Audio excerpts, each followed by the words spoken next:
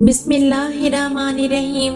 حضرت جندب رضی اللہ تعالیٰ عنہ بیان کرتے ہیں کہ رسول اللہ صلی اللہ علیہ وآلہ وسلم نے فرمایا، جو شخص کوئی عمل سنانے اور شہرت کے لیے کرے گا اللہ تعالیٰ اس کو شہرت دے گا، اور جو کوئی دکھاوے کے لیے نیک عمل کرے گا اللہ تعالیٰ اس کو خوب دکھائے گا۔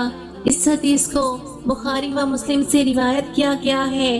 دکھاوے اور شہرت کی غرض سے نیک اعمال کرنے والوں کو ایک سزا ان کی اس عمل کی مناسبت سے یہ بھی دی جائے گی کہ ان کی اس ریاکاری اور منافقت کو خوب مشہور کیا جائے گا، اور سب کو مشاہدہ کرا دیا جائے گا کہ بدبخت لوگ یہ نیک اعمال اللہ کے لیے نہیں کرتے تھے بلکہ نام و نمود اور دکھاوے اور شہرت کے لیے کیا کرتے تھے۔ انسان کو راضی کرنے کے لیے کیا کرنا؟ انسان تو خود مٹی کا پتلا ہے، اصل حقیقت تو اللہ پاک کی ہے۔ جیسے کہتے ہیں اونچی دکان اور پھیکا پکوان بظاہر تو سجاوٹ ہے، بظاہر تو حسن بھی دکھ رہا ہے، لیکن اندر نفاست نہیں ہے، نہ ہی رب کے لیے کوئی جذبہ موجود ہے۔